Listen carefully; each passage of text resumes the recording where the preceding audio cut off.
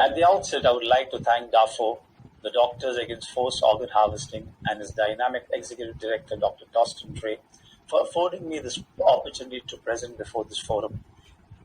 International Human Rights Day is celebrated every year on December 10th, and it is fitting for us to commemorate this day in asserting the equal dignity and rights of each human being in this world, and to take stock of where we are as a global people, accountable to each other in brotherhood as my brother's keeper.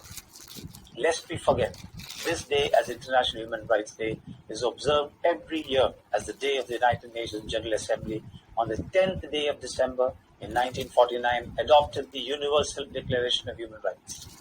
The grim atrocities of World War II made human rights a priority. This year, 2021, is the 73rd anniversary of the adoption of the Universal Declaration of Human Rights. Many governmental and non-governmental organizations active in the human rights field scheduled special events to commemorate this day. It is thus befitting for DAFOH to facilitate this global symposium towards a just cause in the urgent awareness of its primary objective as enshrined in its name. Lest we forget, the Universal Declaration of Human Rights recognizes the inherent dignity and the equal and inalienable rights of all members of the human family as the foundation of freedom, justice, and peace in the world. All states have reached a common understanding, having pledged themselves to achieve the promotion of universal respect for and observance of human rights and fundamental freedoms, which is of the greatest importance for the full realization of this pledge. Although the Declaration of 1948, with its broad range of political, civil, economic, social, and cultural rights, is not a binding document, it inspired more than 60 human rights instruments which together constitute an international standard of human rights. As the founder president of Harmony Foundation, which was set up in 2005 to establish communal and social harmony between various communities, classes, and castes, and to strive towards the essential dignity and human rights of all and without discrimination of religion, caste, creed, region, or gender, I am honored to be given this opportunity to speak at this important forum. Our work at the Harmony Foundation is up front and center in fighting for the rights and essential dignity of the least amongst us, drawing inspiration from the life and legacy of our patron Mother Teresa, which we strive to keep alive in word, deed, and in recognition. In her recognition, we also host the annual Mother Teresa Memorial Awards as a celebration of exceptional global work in the area of social justice.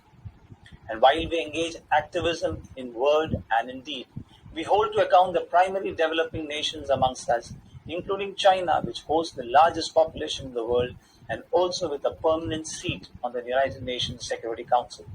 We believe that the more prominent amongst us must be held to greater scrutiny on human rights. It is therefore contingent upon China not only to act, but also to be seen to act responsibly while we address the issue of forced organ harvesting. Only recently, the Harmony Foundation called out China in strong terms for its dalliance with the Taliban, urging that the international community wake up from its convenient slumber and confront China regarding its blatant display of hypocrisy on the Taliban and its stated cause of being anti-anarchist, yet brutally terrorizing the Uyghur and Hui Muslim minority communities closer home for their religious practices. We also highlighted the reports that over 1 million Uyghur Muslims from Xinjiang province have disappeared into the oblivion of internment camps established by the Chinese government, and together with Falun Gong practitioners are also suspected to be victims of alleged state-sponsored organized organ trafficking, according to media reports. The UN Committee Against Torture and the UN Special Rapporteur on Torture have expressed concern over the allegations of organ harvesting from prisoners and have called on the government of the People's Republic of China to increase the accountability and transparency of its organ transplant system and punish those responsible for abuses. The government of the People's Republic of China has failed to account adequately for the sources of organs when information has been requested by Manfred Nowak, the former United Nations Special Rapporteur on Torture and other cruel, inhuman or degrading treatment or punishment. This allegedly and disturbingly makes China the only country in the world that systematically uses organs from prisoners for transplantation. Organ harvesting for trafficking, from condemned prisoners violates all principles of medical ethics, besides propagating large-scale abuse and severe human rights violations. The stories emanating about this diabolic enterprise are grim and often impossible to confirm. The work of organizations such as DAFOH is therefore commendable in exposing this malaise, even at the risk of personal safety.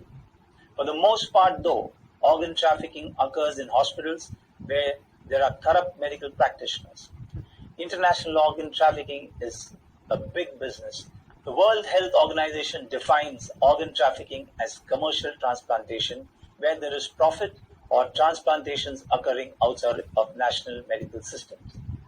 Most cases involve the poor, the destitute, and the vulnerable that are willing to part with an organ for money. Transplant tourism flourishes in places with weak authorities where the destitute and economically weak become a store for organs for the wealthy and powerful. Despite the gradual development of a voluntary organ donation system, information continues to emerge regarding serious human rights violations in procurement of organs for transplant, thus creating demand for trafficking in persons for the purpose of organs. Persons trafficked for an organ removal is largely via deception, fraud, and a play of power on destitute conditions. Consequences are long-lasting, and their health is jeopardized permanently. This is an inhuman violation on so many levels. It should gross us out to action, and urgently so. Illegal trade in human organs no doubt involves exploitation of the poor and is a gross violation of their fundamental human rights. The clause relating to compassionate donation in Organ Transplantation Act has been frequently exploited in an unethical manner which is violative of human rights. Given that all states are yet to fulfill their obligation to recognize trafficking in persons for the removal of organs, which is also known as TPRO, as a human rights abuse, most of the victims are neither identified or recognized as trafficked persons, nor granted assistance, remedies, or access to justice. Organ trafficking can be referred to as one of the most cruel and grimmest crimes in the world. As such, it demands a human rights-based approach in analysis and response to this problem by placing the victim at the center of initiatives to combat this vice. The Universal Declaration of Human Rights should also be amended and adjusted to effectively address this grave concern of organ harvesting and trafficking, which is allegedly occurring in China on a very large scale. Measures should also be put in place to effectively combat this vice, to stop and prevent it by heavily penalizing its practitioners to deter its continuation. Activists abhorring organ harvesting and trafficking should rally behind renowned groups and organizations like DAFOH, who are spearheading the campaign to lend gravitas to their cause of outlawing the trade. December 10th, as International Human Rights Day, should be the platform for mobilizing support to stop forced organ harvesting and trafficking, constituting as it does a gross violation of human rights and continuation of slavery, which was outlawed in the 19th century. An aggressive campaign should also be launched for China to be placed under sanctions and even ostracized from the international community till it outlaws and bans organ harvesting and trafficking within its borders and among its trading partners. The open support given by the Chinese to the recent Taliban invasion of Afghanistan proves beyond doubt that China could go to any extent to gratify themselves, even to the extent of openly displaying their hypocrisy. How else would you justify when China on one hand arrests Muslims for growing their beards in China, while on the other hand it expresses falling in love with Taliban's beards? More specifically, Falun Gong practitioners have been targeted in this heinous atrocity of organ trafficking to the blind eyes of the world for over 2 decades. How can our world live with tolerating this organized atrocity and still state to uphold the rights and dignity of all humans as right living and conscionable citizens of the world and as the United Nations? I thus close by unequivocally urging the adoption of the new Universal Declaration on Combating and Preventing Forced Organ Harvesting, initiated by DAFOH, in order to fill the gaps that the 1948 document of the Universal Declaration was not able to fill, in stopping forced organ harvesting in large scale from living people, with a specific call to accountability on China. Thank you.